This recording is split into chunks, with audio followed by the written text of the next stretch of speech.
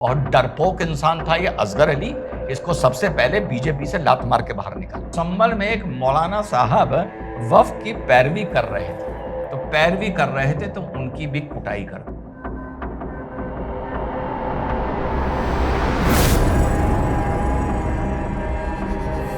Hello नमस्कार सत श्री अकाल अस्सलाम वालेकुम, कैसे हैं जनाब। तो आज का वीडियो अपलोड होने जा रहा था, तैयारी पूरी हो गई थी। तमिलनाडु की बदलती राजनीति पर किस दिशा किस धारा पे जा रही है, लेकिन जब स्कैन कर रहा था तो मणिपुर की एक घटना सामने आई। तो आज मणिपुर पर एक बार फिर से वीडियो। अब ये क्यों मैं बोल रहा हूं मणिपुर पे एक बार फिर से वीडियो? वो मैं इस मारे बोल रहा हूं कि जब मणिपुर में दंगे भड़के हुए थे, जब अपने चरम पर थे, जब वो महिला का नग्न वीडियो सामने आया था कि 1000 आदमियों के बीच में वो चल रही है, तो आपके भाई ने जो पुराने साथी जुड़े हुए हैं इस पर 3 वीडियो बनाए थे और तीनों वीडियो में सरकार को, केंद्र सरकार को, राज्य सरकार को कटघरे में खड़ा किया था।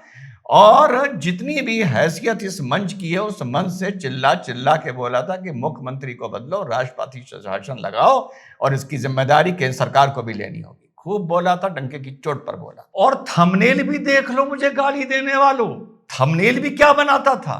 एक का थंबनेल बना था मणिपुर, एक का बना था मणिपुर हम शर्मिंदा हैं, और एक का बना था कि किस दिन का इंतजार है कि वहां राष्ट्रपति शासन लगेगा। तो ईमान जिंदा है, जमीर जिंदा है, अंदर का इंसान जिंदा है। हर बात पर हर सच के लिए लड़ना और बोलना आता है। फर्जी ईमान वाला नहीं हूं मैं। फर्क क्या है? फर्क यह है कि जब तब बोला था तो बहुत से ऐसे लोग, मैं आपको तीनों थंबनेल दिखा रहा हूं, इस पे कमेंट सेक्शन में जाके देख सकते हैं। 98% लोगों ने, जो इन ऑल प्रोबेबिलिटी शायद बीजेपी के वोटर हों, सब ने कहा था रिजवान भाई आप सही कह रहे हैं, आप सही कह रहे हैं, बिल्कुल सही कह रहे हैं। इसमें केंद्र सरकार को जिम्मेदारी लेनी पड़ेगी और राज्य सरकार को भी लेनी पड़ेगी। ये सिर्फ आज के वीडियो की भूमिका है, क्योंकि मुझको पता है लोहे का ढक्कन हटा के जो आपके भाई से कहने आएंगे वो कहेंगे तूने पहले तो मणिपुर पे वीडियो नहीं बनाया था। ठीक, तो ये तो उनको एक पहले ही मैंने जवाब दे दिया। इस बार मणिपुर फिर चर्चा में है, लेकिन कारण कोई और है। पहले मामला चल रहा था मैतेई कुकी, ये सब वहां पर चल रहा था, तो हम भाई लोग बिल्कुल चुप थे, यानी लीग से बिल्कुल अलग हटे हुए थे। लेकिन आप इकोसिस्टम देखिए कि आज भी मणिपुर में समस्याएं हैं, सारी समस्याओं का समाधान नहीं निकला है, फौज लगी हुई है, स्थिति लेकिन नियंत्रण में है, कंट्रोल में है। लेकिन इस सब के बावजूद मणिपुर की हिंसा और मणिपुर की स्थिति को भूलते हुए 5, 7, 8 हजार भाई लोग, जिनका वफ के नाम के हिसाब से डब्ल्यू भी नहीं पता होगा, वो निकल आए सड़कों पर कि साहब वफ बिल को वापस लिया जाए, और उसका विरोध प्रदर्शन शुरू कर दिया। दूसरी बात, उस दिन मैंने शायद कल ही बोला था कि आपने जो विरोध प्रदर्शन किया, सड़कों पे किया, कई मैंने स्टेट के नाम बताए थे, वहां हुआ, लेकिन आमतौर पर झड़पें हुई, नोक झोंक हुई, लेकिन हिंसा नहीं हुई। हिंसा नहीं हुई तो मैंने बताया था नहीं हुई, मैं क्यों बढ़ा चढ़ा के कोई फेक न्यूज आपको बताऊंगा। लेकिन साहब मणिपुर ने इस वफ की लड़ाई को, जो समुदाय विशेष ज्यादा विचलित होकर लड़ रहा है, उसका यूं कहें कि फीता काट दिया है, रिबन काट दिया है। और साहब मणिपुर में बीजेपी के माइनॉरिटी सेल के हेड असगर अली साहब ने भी अपने पार्टी के तरफ धन्यवाद कहते हुए उन्होंने इस संशोधन का वेलकम करा और कहा यह मुसलमानों के लिए बहुत अच्छी चीज है। अब यह चीज मणिपुर में अब एक नया कैरेक्टर सामने आया है। पहले आप कुकी और मैथई सुनते थे, हमारे भाइयों को यह चीज समझ में नहीं आई। प्रोटेस्ट के साथ साथ उनके घर पहुंचे और उनके घर पर आग लगा दी। शासन प्रशासन, फायर ब्रिगेड जब वहां पहुंचती है तो उसका भी रास्ता रोकने की कोशिश करी गई। तो यह बड़ी खबर कहीं और से नहीं, कोई सोच रहा था इधर से आएगी, उधर से आएगी, उधर से आएगी, कि वफ के साथ इस प्रोटेस्ट के नाम पर हिंसा कहां से रिबन कटेगा, फीता कटेगा। तो वो फीता कटा है मणिपुर से। पर एक छोटा फीता, एक ट्रेलर संभल में भी देखने को मिला। संभल में एक मौलाना साहब वफ की पैरवी कर रहे थे तो पैरवी कर रहे थे तो उनकी भी कुटाई कर दी गई। और हां, असगर अली के बारे में एक बात और बता दूं, वो इतने डर गए, इतने परेशान हो गए कि उन्होंने फिर पब्लिक प्लेटफॉर्म पर आकर कौम से माफी मांगी है और सरकार को पलटते हुए यू टर्न लिए लेते हुए हिदायत दी है कि इस वक्फ एक्ट को वापस कर दिया जाए, एब्रोगेट कर दिया जाए। तो साहब, दो तीन चीजें देख लीजिए कि मणिपुर में इतना बवाल हो गया, लेकिन इकोसिस्टम ने भाइयों को वहां ट्रिगर नहीं किया तो भाई चुप रहे। लेकिन अब इकोसिस्टम ने जब ट्रिगर कर दिया तो देखिए मणिपुर से इसकी शुरुआत, एक इसको आप हिंसा ही कहेंगे, अब मैं इसको चिटपुट घटना इस तरह से नहीं कहूंगा। अब इससे पहले और आगे बढ़ूं, एक फर्क तो आपको मणिपुर के अपने वीडियोस का बता दिया कि 98 नहीं, शायद 99% कमेंट्स अभी भी वहां पर होंगे।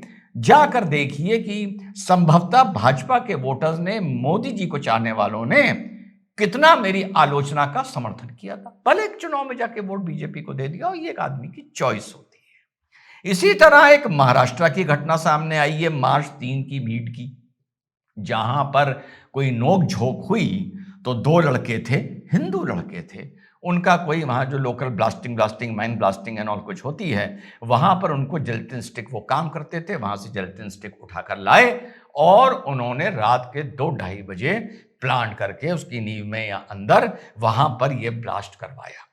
पुलिस हरकत में आई, कोई अगर मगर लेकिन किंतु परंतु करने नहीं आया। मैंने भी डिबेट में घोर आलोचना करी और मेरे शब्द थे कि टकने तोड़ दो।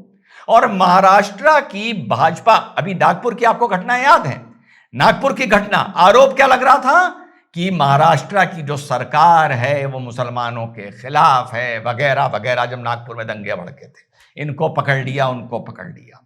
वहां पे जब इन्वेस्टिगेशन हुआ तो यह पाया गया, महाराष्ट्र एनडीए आप माने, बीजेपी की गवर्नमेंट माने, वहां पर यह माना गया कि नहीं साहब, ये कोई शैतानी वैतानी में नहीं किया गया है, ये सोची समझी साजिश है। और जिस तरह की चीज करी गई है, इसको आम अपराध में नहीं देखा जाएगा, लेकिन यूएपीए में देखा जाएगा। और दोनों गैर मुसलमान लड़कों के ऊपर यूएपीए लगा दी गई है और जेल भेज दिया गया है। अब ये सारी चीजें जो मैं आपको बता रहा हूं, इसमें दो चीज बस कॉमन है, दो चीज कॉमन है।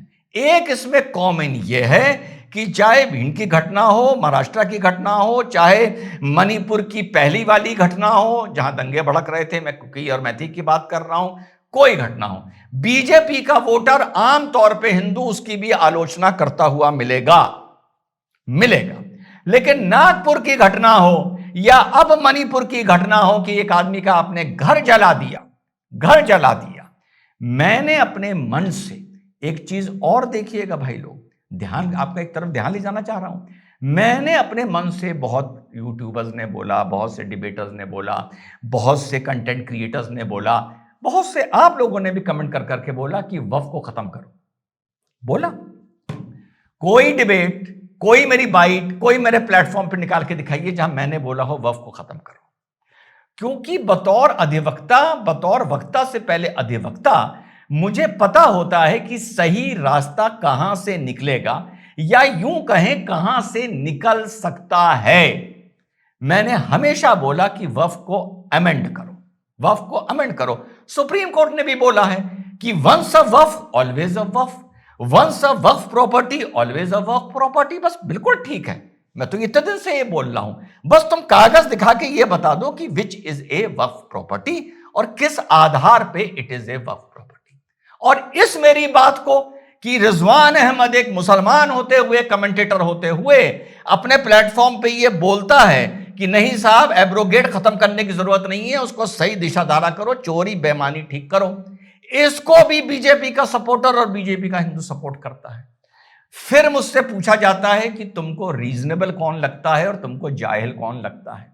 तो ये मेरी मजबूरी है, धर्म का नाम लेके बता रहा हूं, ये मेरी मजबूरी है, ये मेरी लॉजिक है, कॉमन सेंस है कि जितनी मैंने घटनाएं बताई, जिस तरीके से मैंने समझाया, यार गैर मुस्लिम मुझको लॉजिकल लगता है और भाई लोग मुझे लॉजिकल नहीं लगते हैं। और ये सारी चीज जो मैंने अभी महाराष्ट्र का एग्जाम्पल बताया, किसी ने सपोर्ट नहीं किया। वहां की भाजपा ये नहीं कह रही बच्चों को फंसा दिया, ये नहीं कह रही। वहां का कोई भी संगठन ये नहीं कह रहा बच्चों को फंसा दिया, ये इन्वॉल्व नहीं थे, ये भी नहीं कह रहा। हो सकता है वो बाद में एविडेंस ना मिले, छूट भी जाए, वो अलग बात है, लेकिन आज सरकार ने यूपीए लगी हुए पीए लगाकर अपना धर्म निभाया। अब जब नागपुर में घटना हो रही थी, सरकार डंडे लगा रही थी, तो तुम लोग कह रहे थे हमको टारगेट किया जा रहा है।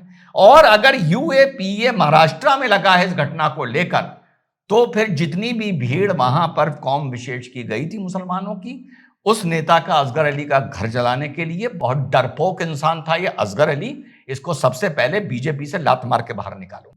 अगर तुम्हारे इतना दम नहीं है, तुम्हारे इतना जिगरा नहीं है कि तुम अपनी बात पर अटक सको, उसी दिन मैंने कल वफ की लड़ाई का 20 साल पहले का आपको वीडियो दिखाया था, तो फिर ये सब करना छोड़ दो, तुम इस लायक नहीं हो कि तुम्हें एक ईमानदार वक्ता या नेता बन सको।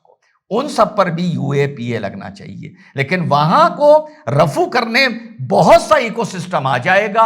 लेकिन महाराष्ट्र की जो मस्जिद की घटना हुई है, उन अपराधियों को बचाने के लिए कोई इकोसिस्टम नहीं बना है, क्योंकि उस अपराध से, उस कम्युनिटी से, उस गैर मुस्लिम कम्युनिटी से जो भी लोग जुड़े हुए हैं, कहीं ना कहीं बहुत कम नहीं, बहुत हद तक उनमें अभी भी रीजनेबिलिटी, लॉजिक, न्यूट्रलिटी और एक कॉमन नेशनल गोल की चाह, ललक अभी तक उनमें है।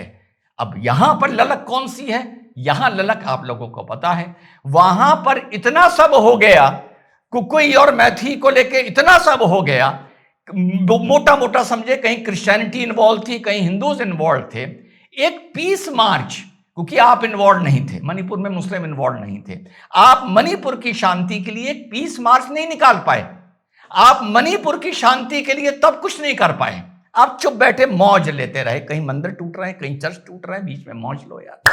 आप पर जब बात आई, भले पूरे मणिपुर में कोई वक्फ प्रॉपर्टी ना हो, आपके आग लग गई। इसी को कहा जाता है कि नेशनल इंटरेस्ट, आपका social interest, community by large interest आपके दिल में नहीं है। किस चीज को आप सामने रखते हैं, किस चीज को पीछे रखते हैं, इसी तरह की घटनाओं से पता चलता है। जय हिंद, वंदे मातरम, खुदा हाफिज।